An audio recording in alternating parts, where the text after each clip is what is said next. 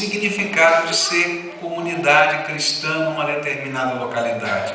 E esses versículos no final do capítulo 2, eles fazem um resumo daquilo que estava acontecendo, daqueles primeiros dias na vida daquela igreja e dos principais objetivos e propósitos da vida daquela igreja. A Bíblia diz assim, a partir do verso 42: eles se dedicavam ao ensino dos apóstolos, à comunhão, ao partir do pão e às orações. E todos estavam cheios de temor, e muitas maravilhas e sinais eram feitos pelos apóstolos. E os que criam mantinham-se unidos e tinham tudo em comum. E vendendo as suas propriedades e bens, distribuíam a cada um conforme a sua necessidade. E todos os dias continuavam a reunir-se no pátio do templo, partiam o pão em suas casas e juntos participavam das refeições com alegria e sinceridade de coração, louvando a Deus e tendo a simpatia de todo o povo. E o Senhor lhes acrescentava diariamente os que iam sendo salvos. A pergunta que a gente faz para esses versículos é: que qualidades possui a igreja que se torna uma agência de transformação de Deus no poder do Espírito Santo, num determinado lugar e numa determinada época no qual o Senhor chamou esse povo e os colocou ali? O que faz desta comunidade uma agência de transformação? Ontem nós estávamos reunidos lá na nossa igreja e de tempos em tempos, a cada 2 meses, mais ou menos 2 meses e meio, nós convocamos todos os líderes da igreja para aquilo que nós chamamos de um encontro doutrinário. E nesses encontros doutrinários, os líderes da igreja, os líderes das células, os líderes da escola dominical, enfim, todos os líderes da igreja, eles vão indicando assuntos dos quais eles acreditam que a igreja deve estudar e se posicionar. Então, ao longo do ano, a gente separa 4 ou 5 encontros, dependendo do calendário da igreja, onde estão reunidos esses líderes, e a gente faz esses estudos. E o da semana, esse último agora que fizemos ontem, ele falava sobre o homossexualismo. Qual é a posição da palavra de Deus a respeito do homossexualismo? Então, estudamos vários trechos da palavra de Deus. E depois trouxemos uma pessoa que tinha vivido 12 anos como um homossexual, 5 anos convivendo maritalmente como se fosse, eu não sei como chama, marido e mulher, não sei, né? Mas eles conviviam maritalmente 5 anos. E no meio desse processo todo, houve um momento de Deus na vida daquele homem, né? E Deus começou uma obra de transformação na sua vida. E ele começou então a dar o seu testemunho e dizer que esse não foi um ato milagroso, instantâneo, mas foi um processo transformador de Deus que levou 6 anos na sua vida, com um processo de mudança de mentalidade, de valor. Ele usou uma frase várias vezes, de ressignificação da sua vida, de redefinição da sua imagem. E depois, quando ele terminou o testemunho, ele chamou a sua esposa e a sua filhinha, Letícia, lá na frente. E disse: eu sei que elas aqui comigo não significam, não é uma prova para você que eu deixei de ser homossexual, porque tem muita gente homossexual que vive uma vida dupla. Mas eu quero dizer que na minha vida elas são um tesouro de Deus, porque Deus transformou os meus valores, os meus sentimentos, e hoje eu tenho uma família. Mas foi um negócio tremendo, né? O coração da gente batendo forte, vontade de chorar, porque a gente vê algo tremendo que Deus e só Deus pode fazer. A igreja é uma tremenda agência do Todo-Poderoso para a transformação de vidas, para a transformação de valores.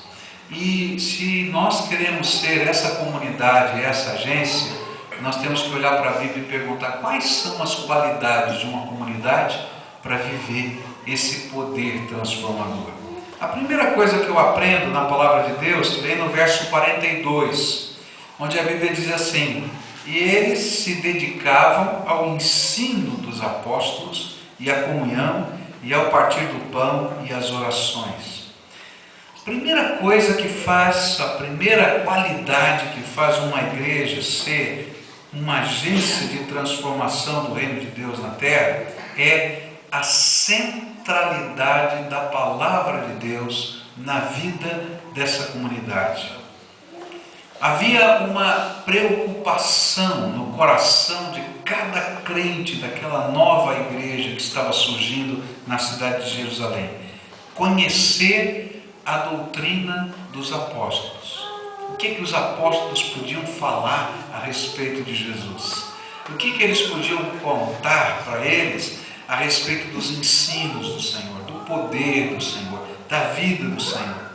E é importante entender que nesse momento da história, eles não tinham um Novo Testamento na sua mão. Eles não possuíam nem sequer todo o Antigo Testamento nas suas casas. Por quê?